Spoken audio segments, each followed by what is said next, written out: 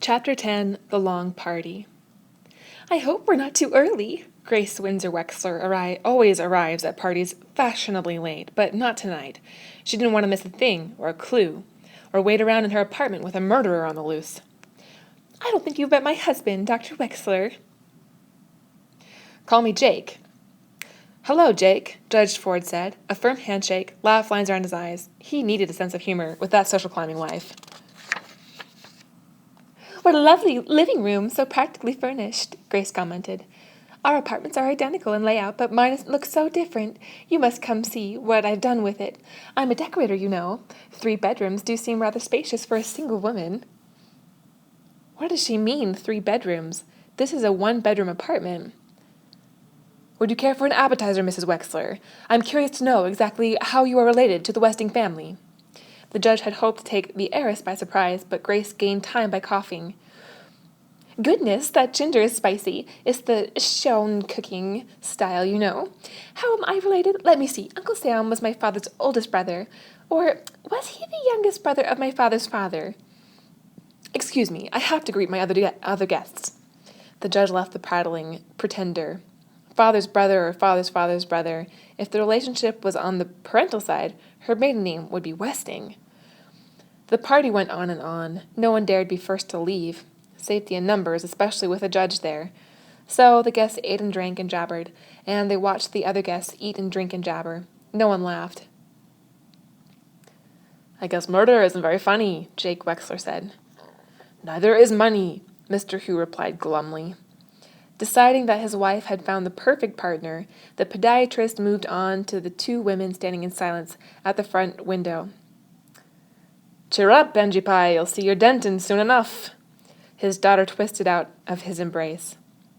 Are you all right, Angela? I'm fine. She was not fine. Why did they ask about Denton all the time, as though she was nobody without him?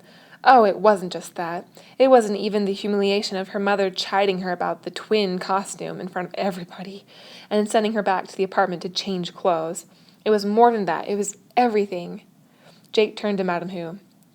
Hi there, partner. She doesn't speak English, Dad, Angela said flatly. And she never will, Angela, if no one talks to her.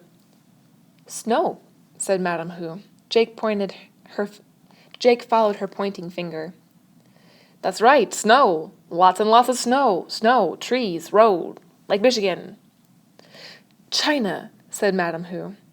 China, sure, why not? Jake replied, China. Angela left the chatting couple. Why couldn't she have made some sort of friendly gesture? Because she might do the wrong thing and annoy her mother. Angela, the obedient daughter, did only what her mother told her to do. Hello, Angela. One of these tidbits might cheer you up. Judge Ford held the tray before her. I hear you'll be getting married soon. Some people have all the luck, Sadell Pulaski said, appearing from nowhere, to lean over the tray to spear a cube of pork. Of course, not all us women have opted for marriage, right, Judge Ford?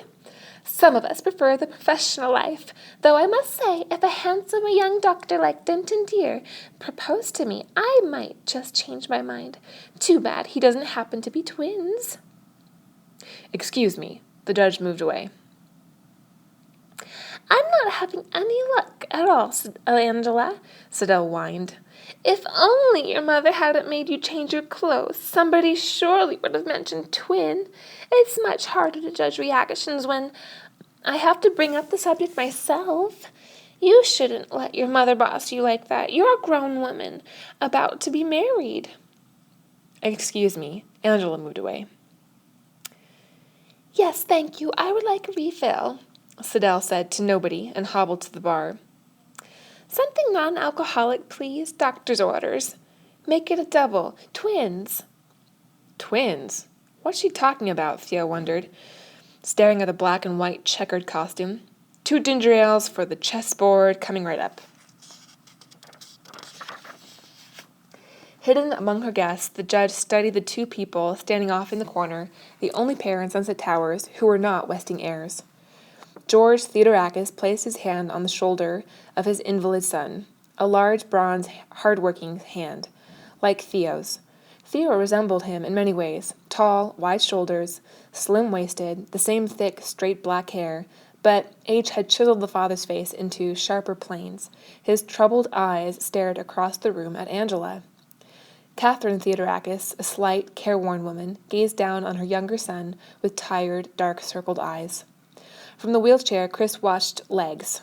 Other than the funny lady with the shorthand notes, the only limpers were his brother, Theo, Turtle had kicked him again, and Mrs. Wexler, who stood on one leg rubbing her stockinged foot against her calf. A high-heeled shoe stood alone on the carpet beneath her. Judge Ford didn't limp. Besides, she couldn't be a murderer, in spite of his clues. Nobody here looks like a murderer. They're all nice people, even this fat Chinese man who grumbles all the time. George Theodorakis greeted Mr. Hu with, "How's business?" Hu spun around and stomped off from his fellow restaurant owner in a huff of anger.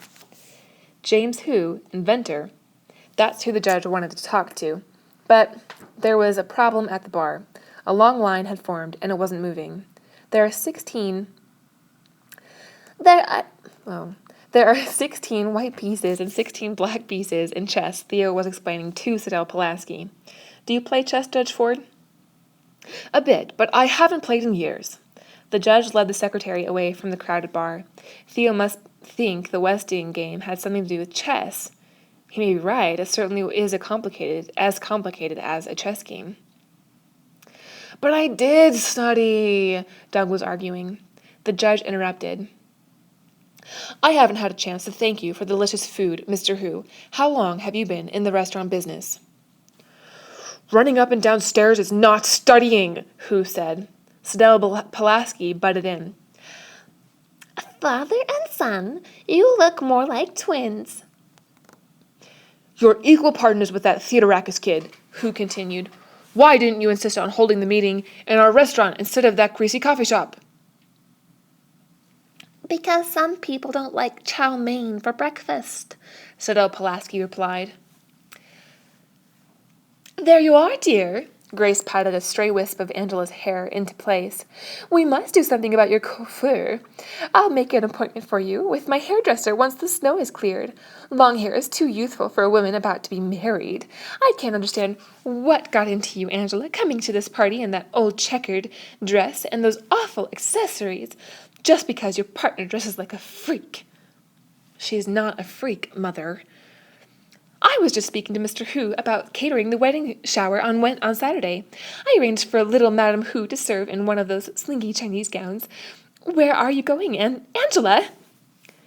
Angela rushed into Judge Ford's kitchen. She had to get away. She had to be alone by herself, or she'd burst out crying. She was not alone. Crow was there. The two women stared at each other in surprise, then turned away. Poor baby. Crow wanted to reach out to the pretty child. She wanted to take her in her arms and say, "Poor, poor baby. Go ahead and cry." But she couldn't. All she could say was, "Here."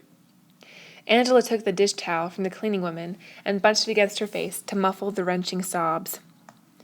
The guests jabbered on and on about the weather, about food, about football, about chess, about twins. Turtle was slumped on the couch, scornful of dumb grown-up parties. You'd think one of them would know something about the stock market. She missed Sandy. Sandy was the only one in this dumb building she could talk to. "Remember that quotation, 'May God thy gold refine'?" Flora Baumbach asked. "Let's take a poll. I'll bet 10 cents it's from the Bible." "Shakespeare," Turtle argued, "and make it $10. "Oh, my. Well, all right, $10. Together they made the rounds. 4 votes for the Bible, 3 for Shakespeare, and 1 absentation. Madame Hu did not understand the question. Sidel Pulaski voted for the Bobbsey twins. "And how do you know those words were in the will?" she asked suspiciously.